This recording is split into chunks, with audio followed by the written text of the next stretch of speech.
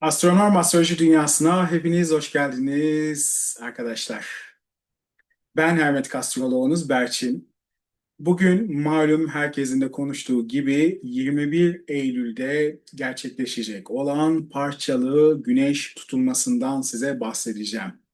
Bunun etkilerinden, özellikle sabit yıldızlarla olan etkileşiminden ve günlük hayatımıza nasıl tesir edebileceğinden bugün size biraz bahsetmek istiyorum. Ama öncelikle kanalıma abone olmayı, videolarımı beğenmeyi ve paylaşmayı unutmazsanız sevinirim. Çünkü sizin sayenizde daha fazla insana ulaşmış oluyor videolar ve daha fazla insan bu videolardan fayda görmüş oluyor. Bunun için de hepinize çok çok teşekkür ederim.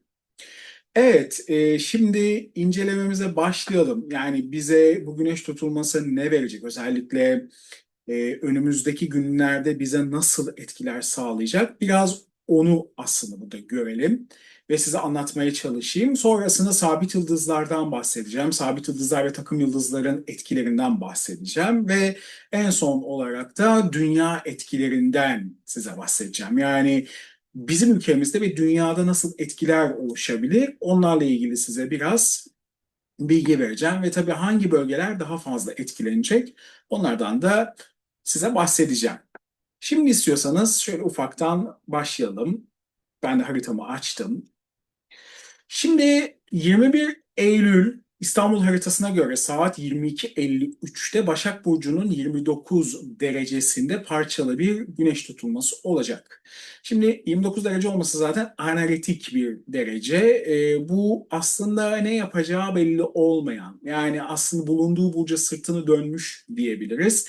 Yeni bir alana doğru ilerliyor, oraya adımını atmış ama tam olarak da ilişkisini orada bitirmemiş. Yani yapması gereken son hamleler var. Öyle diyebiliriz. Bu Başak Burcu'nun 29 derecesiyle ilgili olarak. Şimdi tabii bu tutulma bizim ülkemizden izlenmeyecek. Yani hiçbir şekilde Türkiye'den izlenmeyecek. Ama izlenecek yerleri size söyleyeyim öncelikli olarak. Avustralya'dan bir kere gözlemlenecek. Yeni Zelanda, Güney Pasifik Okyanusu, Atlantik Okyanusu, Antarktika ve sanıyorsam yanılmıyorsam Amerika'nın doğu yok batı cephesi, yani o Kaliforniya hattının olduğu o bölgede daha fazla ortaya çıkacak. Yani çok daha net şekilde gözlemlenecek. Ve tabii ki yine güney, yani bizim ülkemize göre gündüz olan ülkeler çok daha net bu tutulmayı gözlemleyecekler. Peki bu tutulma haritasına baktığımız zaman yükselen 20 derece ikizler olduğundan ve tabii ki Başak Burcu'nda da tutulma olduğundan Merkür bu tutulmanın en güçlü göstergesi olacak arkadaşlar. Ve bu durum Merkür'ün yönettiği alanların, yani ikizler ve Başak Burcu temalarının hayatlarımızda tetikleneceğini bir kere göstermektedir. Şimdi İkizler dediğimiz zaman iletişim ön plana çok fazla çıkıyor. Öyle değil mi? Çünkü üçüncü evdir aslında ikizlerin alanı. Yani iletişim, yakın çevre, akrabalar, kardeşler teması, işte halkla ilişkiler, reklam ve pazarlama gibi etkileri ele alabiliriz. Başak Burcu'na baktığımız zaman da 6. evin aslında bize temasını getiriyor ve Başak Burcu da bize günlük rutin işlerimiz, hani evcil hayvanlar, sağlık her şeyden önemlisi. Ve iş alanımız, yani kariyerimiz değil ama iş çevremiz, iş arkadaşlarımız, iş alanımız, ast üst dengemiz aslında bize veriliyor bu alanda daha çok. Tabii Başak olduğu zaman da ilk aklımıza gelen aslında verimlilik, üretkenlik ve hasat bir şekilde. Yani hasat ettiğimiz o zamanlar. Yani ne ektik, ne oldu ve ne alacağız? Biraz da bunun aslında muhakemesi. Ve bununla birlikte burada Başak Burcu'nun 29 derecesinin tabii ki bu tutulmayla birlikte tetiklenmesi özellikle topraklarla bağlantılı besin kaynakları ve halk sağlığı bu süreçte çok fazla önem kazanacak arkadaşlar. Tutulmanın 29 derecede gerçekleşmesi bu noktaya karşıt olan Satürn ve Neptün ile kurduğu açıdan dolayı etkinin yalnızca geçici değil, döngüsel olarak da birkaç yıl öncesine ait temaları yeniden gündeme taşıyacağını göstermekte. Başak Burcu aynı zamanda finansal sistemleri, çalışma ortamlarını, iş yani daha doğrusu işçi haklarını, teknolojik ve teknik süreçleri de temsil eder arkadaşlar. Şimdi Covid olayı vardı biliyorsunuz. Hani Allah bir daha göstermesin öyle söyleyelim. Ama bu tutulma itibariyle enfeksiyon hastalıklarında bu bir grip salgını da olabilir ya da Covid de olabilir tetiklenme ihtimalinin ama bir pandemi şeklinde değil ama biraz böyle öne çıkma, kendisini burada göstermeyle alakalı bir etkin olabileceğini ben öngörebiliyorum. Aynı zamanda bu tutulma bağlamında özellikle bankacılık sektörü açısından kısıtlamalar, sınavlar, engeller ve zorlanmalar olabilir. Satürn ve Neptün özellikle karşıtlığından dolayı. Ve bu etkiler sektör çalışanları için bireysel düzeyde de hissedilebilir. Kişisel düzlemde ise tutulma süreci finansal daralmalar, iş alanında küçülmeler, verimlilik sorgulamaları ve muhakeme getiren kararlar ile karşı karşıya bizleri bırakabilir birçok alanda. Tabii her birey bunu doğum haritasındaki o yerleşimine göre farklı etkilerle alacaktır. Çünkü her zaman söylediğim bir şey var. Ya herkesin haritası farklıdır. Yani hani her ikizler burcu, her kova burcu yükseleni aynı haritaya sahip olmadığı için içindeki enstrümanlar ve dinamikler farklı olduğu için herkes bu tutulmayı farklı şekilde yaşayacak arkadaşlar. Ama şunu söyleyebilirim. Özellikle tutulma derecesine yakın gezegeni olan, bu şekilde yerleşimi olan insanlar bu süreci çok daha belirgin halde hissedeceklerdir. İlk olarak şunu söyleyebilirim. 6 ay boyunca bu etkiyi çok net alacağız ama bir yıl boyunca etki sürecek. Uzun vadede sabit yıldız etkileriyle birlikte 2,5 yıl boyunca bu tutulma etkilerini ara ara alabiliriz bu arada. Bilginiz olsun. Bu tutulma sürecinde ayrıca arkadaşlar seyahatlerde özellikle uzak seyahatler, yurt dışı bağlantılı işler, vize alımı ve benzeri konularda gecikmeler, aksamalar ve engellemeler yaşanma ihtimali olabilir. Özellikle yüksek öğrenim gören bireyler açısından da bu tür aksaklıklar da yine oluşabilir. Yani yurt dışında eğitim alacaktır vesaire, vizesi vardır, okul anlaşması vardır. Bunlarla alakalı bir takım aksilikler, zorlanmalar ya da yanıtların gecikmesi gibi etkileri alabilirler. Aynı zamanda borç alacak ilişkileri ve finansal yükümlülükler de gündeme gelebilir.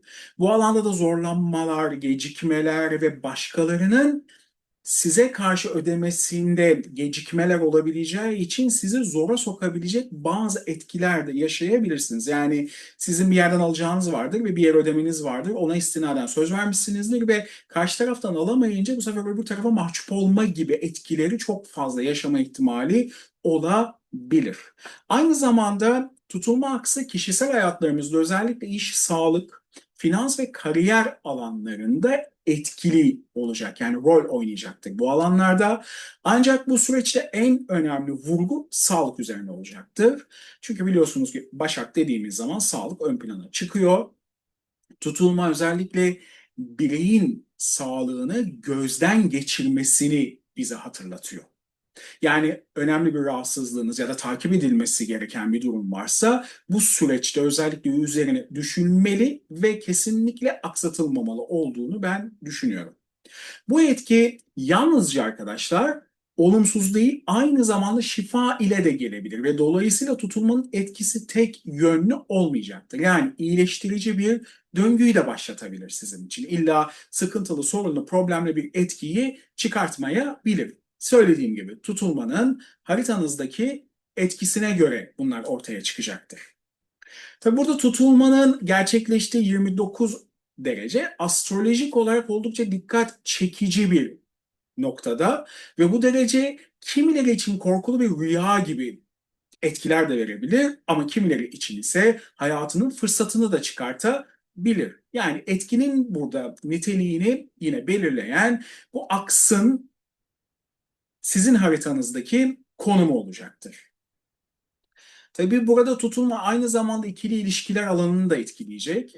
Çünkü Başak Burcu'nda seyreden bir Venüs'ümüz olacak. Bu da toplum önündeki duruş ve sergilenen tutumlar açısından da önem taşıyacak ve bu süreçte ilişkilerde bitişler olabilir, veya kopması gereken bağlar sona erebilir. Yeni başlangıçlar da oluşabilir arkadaşlar ve başlaması gereken ilişkiler doğal biçimde hayatımıza da dahil olabilir. Ve bu etki yalnızca ilişkiler için değil, her alan için, yani her alandaki ilişkiler için aslında geçerlidir ve kişinin hayatında bitmesi gereken ne varsa işte bu 29 derece orada devreye giriyor. Maddi ya da manevi bir etki de olabilir. Bu işte bu tutulma döngüsünde özellikle önümüzdeki ilk 6 ay ve uzun süreçte 2,5 yıllık süreçte bunlar gerçekleşebilir ve veda etmeniz gerekiyorsa bir şekilde veda edeceksinizdir veya merhaba demeniz gerekiyorsa da bir şekilde merhaba deyip o adımı atmanız gerekecektir. Tabii burada sağlık açısından biraz daha tıbbi anlamda yani tıbbi astrolojik anlamda bir şeyler söylemek istiyorum. Bu tutulma sürecinde özellikle kalsiyum ve magnezyum dengenize özellikle dikkat etmeniz gerekiyor. Sinirsel etkiler vücudun e, elektriksel sinyal üretimini tetikleyebilir bilir ve bu da arkadaşlar sinir sisteminin doğrudan etki almasına neden olabilir. Ve aynı zamanda lenf sistemi açısından da ciddi sorunları gündeme getirebilir. Özellikle Neptün karşıtlığı olduğu için şu an hani bakıyorum haritada astrolojik olarak lenfle ilgili sorunlar işte hani ismini burada tezahür etmek istemiyorum kötü hastalık bunların riskini taşıyabilir mesela bu tutulma aksındaki enerjiler ve özellikle bu dönemde dişler, cilt ve kemik sağlığına da çok dikkat etmek gerekiyor. Kas sistemi de hassas olabilir. Ayrıca böbrekler ve endokrin bezlerinde dikkatle izlenmesi gereken alanlar arasındadır ve özellikle kadın bireyler açısından da döngüsel dönemleriyle ilgili düzensizlikler ve bununla mütevellit sinirsellik ve menstrüel problemler görülebilir. Sindirim sistemi de tutulma etkisi altında hassaslaşacaktır. İşte özellikle sindirim sistemini de etkileyecektir bu ve mide ve bağırsaklar bu süreçte duyarlılığı çok fazla artabilir ve bu nedenle beslenme alışkanlıkları ve kullanılan ilaçlar konusunda da dikkat edilmesi gerekiyor. Yani özellikle bilmediğiniz bir şeyleri birbirleriyle karıştırmak çok doğru olmayabilir. Burada Neptün'den dolayı zehirlenmeler veya ilaçlara karşı fazla hassas reaksiyonlar, alerjik durumlar, özellikle cildi tetikleyebilecek reaksiyonları burada görebilirsiniz. O yüzden çok iyi şekilde bilgi alıp ve dikkatlice kullanmanızda fayda olduğunu düşünüyorum bu tutulma aksında ve sonrasında. Tabii bu tutulmadan en çok kimler etkilenecek? Özellikle bu tutulma aksında en çok etki alacaklar tabii ki bu 29 derece olduğu için 26 ve 29 derece özellikle Başak aksında olan ve özellikle de değişken burçlarda bu derecelerde gezegenleri olan ve aynı zamanda 0-3 derece arasında öncü burçlarda terazi gibi mesela öncü burçlarda gezegenleri olan bireyler bu tutulmadan çok daha fazla etkileneceklerdir ama dediğim gibi herkesin aldığı etki kendi doğum haritasında ana yerleşimlere göre farklılık bir kere gösterecek ve genel etkilerin dışında haritanın sunduğu ev ve burç konularına göre etkiler de alınabilir. Hani bu alanlar zaten tutulma tarafından tetiklenebilir ama sizin haritanızdaki açılar ve o konumlara göre. O yüzden her zaman söylüyorum.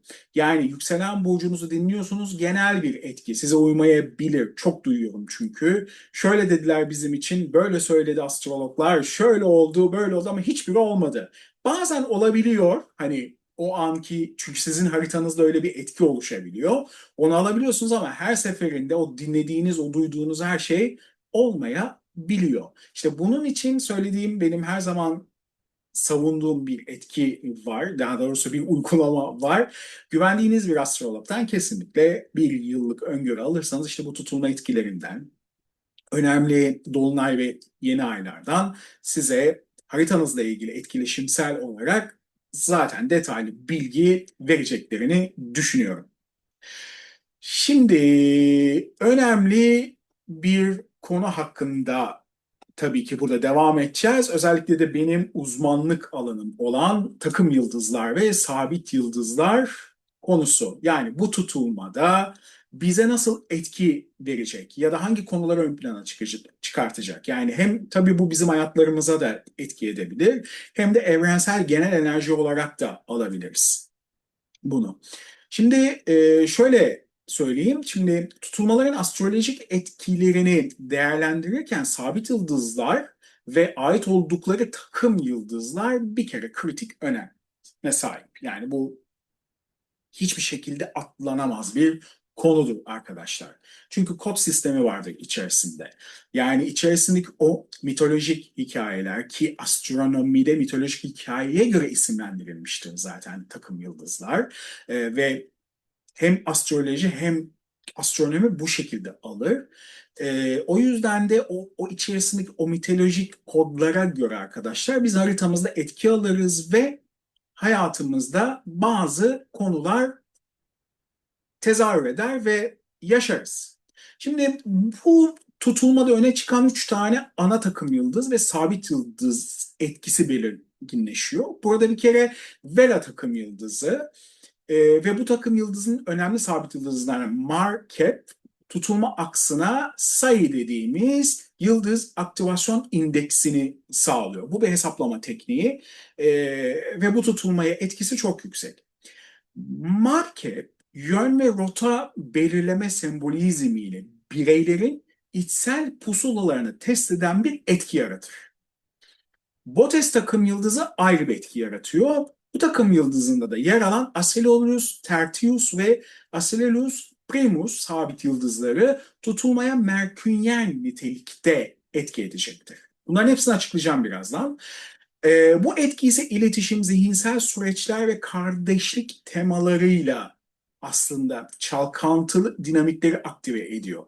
Auriga takım yıldızı tutulma anında ASC noktasını güçlü bir biçimde etkili alıyor. Çünkü ASC'nin 20 derecelik ikizler yükseldiğinde Auriga takım yıldızıyla bir sayı oluşturmuş oluyor.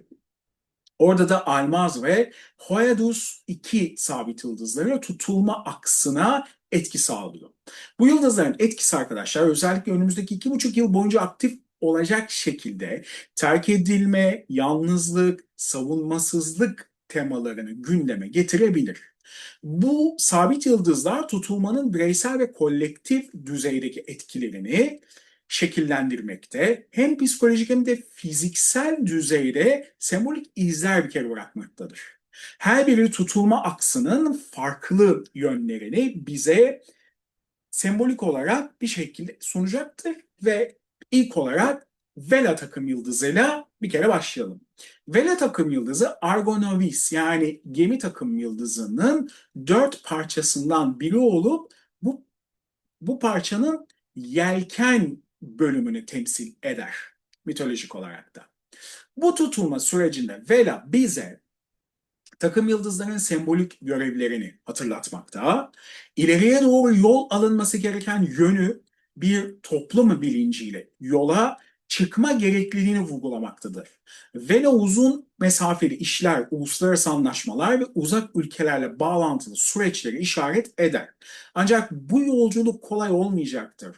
Zorlu, mücadele gerektiren ve belki de olumsuz yanıtların da alınabileceği bir süreci de bize işaret edebilir arkadaşlar. Bu şekilde baktığımızda.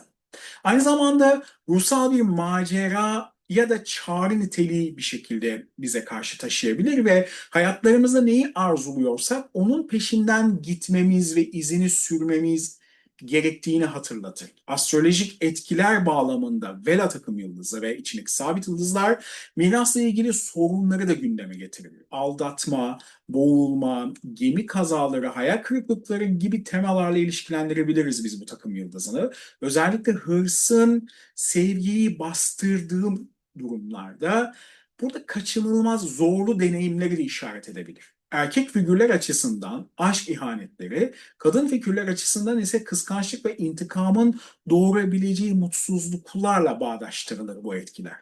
Vela etkisinde hayal kırıklıkları ve dolandırıcılık risklerine karşı dikkatli olunmalıdır. Özellikle iş seyahatleri ve yurt dışı bağlantılı konularda her türlü gelişmeler incelenmeli ve dikkatte edilmelidir. Bu takım yıldız ve içerisindeki sabit yıldızların yani etkilendiği sabit yıldızların etkileri bu şekildedir. ASC'nin etkileşimde olduğu Auriga takım yıldızına ait Almaz ve Hoedus iki sabit yıldızları tutulma aksi üzerinde etkili olduğunda kardeş ilişkilerinde çalkantılı hikayeleri hayatlara aktive eder. Aynı zamanda ebeveynlerden terk edilme temasıyla ilişkilendirilir ve bu konuyla ilgilidir. Bu yıldızların etkisi altında olan insanlar yakın çevresindekiler tarafından daha eleştirel değerlendirilirken kendisine daha uzak olan kişiler tarafından daha olumlu algılanabilir. Bu durum yakın çevreyle ilgili aslında krizlerin oluşmasına zemin hazırlayabilir ve bu tutulma etkisinde bunun oluşma ihtimali yüksek olarak bir kere görünüyor.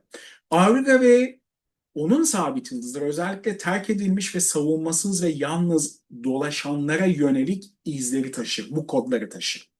Etkileri altında yani olan etkileşimler, işte bu tutulmalar gibi ya da insanların haritasındaki o tezahür ettiği açılar ya da kavuşum yapan o gezegenlerle ilgili bireylerin ebeveynleri arasında genellikle uyum eksikliği burada tezahür ettirir. Ve bu alan astrolojik olarak etki altına alınır. İletişim bağlamında, karşılıklı anlaşma, anlama ve fikir paylaşımında zorluk hale gelebilir. İşte bu takım yıldızında tüm ulaşım araçlarını, özellikle arabaları vurguladığı için ve bu nedenle de seyahatlerle doğrudan ilişkili olduğu için etkisi altında maalesef ki Satürn etkisi de var hani bizim haritamızda.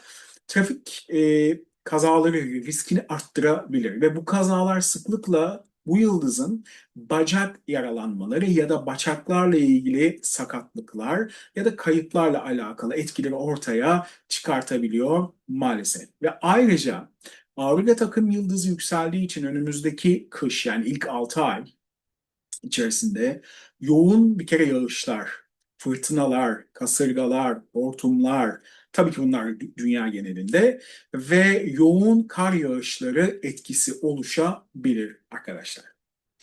Ve son olarak size bahsedeceğim Botes takım yıldızı ve onda da Aceleus Tertius ve Aceleus Premius sabit yıldızları aktivasyon indeksi altında bu tutulma aksında aktive oluyorlar. Burada da bize diyor ki bizlerin kendisine yani daha doğrusu bizim kendimize en yakın olanlara düşman gibi davranarak ciddi bir hata yapma riskiyle karşı karşı kalabileceğimizi gösteriyor. Yani önümüzdeki ilk 6 ay yakınımızdaki insanların ya karşı nasıl davranmamız gerektiğine dikkat etmemiz bir kere gerektiğini söylüyor. Tabii bu sembolik etki bize aslında e, bu dünyaya getirenlerle yani ebeveynlerle yaşanan çatışmaları ve yanlış anlaşılmaları da bize aslında gösterecek. Belki de burada bir muhakeme olayını ortaya çıkartacak. Tutulma etkisi özellikle kardeşler, iş arkadaşları ve yakın çevredeki kişiler arasında daha fazla gelişebilir ve bu çatışmaların daha belirgin hale gelebileceğini bize bu tutulma vurgulayabilir. Bu takım yıldızların etkisi altında bizim çevremizdeki insanlar tarafından yanlış anlaşılma ve söylediğimizin yanlış yorumlanması gibi riskleri de taşıyabilir. Aynı zamanda bu takım yıldızı verdiği gücün doğru kullanılmaması durumunda saldırgan davranışlar sergileme olasılığını da ortaya çıkartabilir. Bu da bizlerin kendimize, sevenlere karşı haksızlık yaparak başka türden felaketleri üzerimize çekmemize de neden olur. İşte burada tamamen aslında davranışlarımıza odaklanmamız burada gerektiğini ve çok kontrollü ve temkinli şekilde ilerlememiz aslında gerektiğini söylüyor. İşte bu nedenle önümüzdeki 2,5 yıl boyunca bu konulara dikkat etmeliyiz arkadaşlar. Tabii burada anneyle ilgili bazı temalar ortaya çıkıyor. Çünkü burada ay aslında devrede oluyor güneşle birlikte. Yani ebeveynler ay ve güneşi ele aldığımızda anne baba şeklinde yorumlayabiliriz. Yani burada aileden uzaklaşma etkileri, bununla ilgili bir hikayenin oluşabileceği ve bu konuyla ilgili yakın akrabalardan bazı sıkıntılı söylemler duyabileceğimiz, hatta düşmanca davranışlar bile bizim karşımıza çıkabilir gibi etkilerin olabileceğini bize söylüyor. İşte bu süreçte hani anneye karşı biraz daha sert ve hoyrat şekilde davranışlar da sergilenebileceğini bize gösteriyor bu takım yıldızı. Bu yüzden Hermes dediğimiz, yani Merküryen bir tutulma olduğu için ve ana tema burada ana gezegen Merkür olduğu için Hermes'in oyununa gelmememiz aslında gerektiğini, çünkü bu etkilerde yani bir etkileşim yaptığımızda ya da herhangi bir şekilde bir e, konuyla ilgili bir fikir paylaştığımızda ya da bir şey konuştuğumuzda sembolik olarak da o tuzaklara düşmememiz aslında gerektiğini ve o tuzakların da Merkür'ün oluşturacağını hiçbir zaman unutmamamız gerekiyor ve çok da dikkat etmemiz gerekiyor. Yani burada sabit yıldızlar ve takım yıldızlarla ilgili etkiler bu şekilde olabilir hayatlarımızda, ama herkesin hayatında bu şekilde olacak diye bir kaide yok. Onun altını özellikle çiziyorum. Bunlar aynı zamanda dünya üzerinde de etkili olabilir. Yani buradaki olaylar, işte dediğim gibi, trafik kazalarından bahsettik, işte burada suda boğulmalardan bahsettik, fırtınalardan bahsettik. İlla bunlar bizim ülkemizde olacak diye bir kaide yok. Bunlar tüm dünya genelini de etkileyebilir ve başka yerlerden de haberler olarak bu tarz etkilerin olabileceğini görebiliriz, görmeye de biliriz. Biliyorsunuz, astroloji bir olasılık çalışmasıdır. Şimdi dünya etkilerine bakacak olursak eğer, özellikle üst mevkideki insanlar ve yöneticiler öne çıkmakta arkadaşlar. İşte halk ile yüksek makamda olan kişilerin diyalogları vurgu yapacaktır tüm dünya genelinde. Biraz halk üzerinde bazı ülkelerde baskıcı ve zorlu süreçler görülebilir. Özellikle kadın sanatçılar adına etkiler mesela görülebilir. Onu söyleyebilirim. Ve bu etkide belirtilen o konularda zorluklar, yani özellikle yöneticiler adına zorlu süreçler ve kayıplar da gündeme gelebilir. Daha önceden de bahsettiğim gibi çalışma hayatı ve iş sektöründe ticaretle ilgili ilgilenen kişiler adına da zorlu süreçler bir kere gelişebilir. Madenler adına dalgalanmalar olabilir. Yani bu bir yatırım tavsiyesi değil, ama işte gümüştü, altında vesaire. Bununla ilgili beklenmedik ani sert kayıplarda görülebilir. Bununla beraber ani şekilde çok da yükselebilir, çok da alçalabilir. Dünya genelinde işsizlikte bir yani daha doğrusu bir artış ve ekonomik olarak da baskının devam edebileceği bir etkiyi de görebiliriz. Tabii burada yine dünya etkilerine baktığımızda bazı müzakerelerin ve anlaşmaların yapılacağı zamanları işaret edebilir. Eğitim ve iletişim adına olumlu süreçler de yaşanabilir. Yeni yapılanmaları da burada görebiliriz. Yeni yasalar düzenlenebilir ve e, hızlı şekilde bunlar kabul edilebilir arkadaşlar. Özellikle hayvan hakları ve kadına şiddetle ilgili kadın hakları üzerindeki yeni yasalar düzenlenebilir ve yeni cezalar bile ortaya çıkabilir. Hukuki davalarda ve boşanmalarda dünya genelinde artışlar olabilir bu önümüzdeki ilk 6 ay içerisinde. Sanatçılar, modacılar, estetik ve sanatla ilgili tüm alanlarda zorlu süreçler bir kere oluşabilir. Spor alanlarında da zorlu süreçler oluşabilir arkadaşlar. Yani zorlanmalar olabilir. Yeni enerji kaynakları bu arada keşfedilebilir. Onu da söyleyeyim. Ve birçok konuda yeni yapılanma süreçlerine girilebilecek bir zamanı da işaret etmekte. Mesela örnek vereyim, yeni vergiler ve bu alanda düzenlenme ve devletlerin bu aşamada alacakları kararların hızlı ve olumlu etkilere dönüşebilmesi ve olumlu etkileri bize getirebilmesi de söz konusu olabilir bu arada. Yani iyiye yönelik bir takım düzenlemeler yapabilirler. Tabii ki malum, biliyorsunuz, dünyada bazı bölgelerde savaşlar var. Savaş alanında büyük yıkımları gözlemleyebiliriz arkadaşlar. Ayrıca terör saldırıları olabilir, çocuk cinayetlerinde artışlar olabilir ve cinsel suçlarda da artışlar oluşabilir.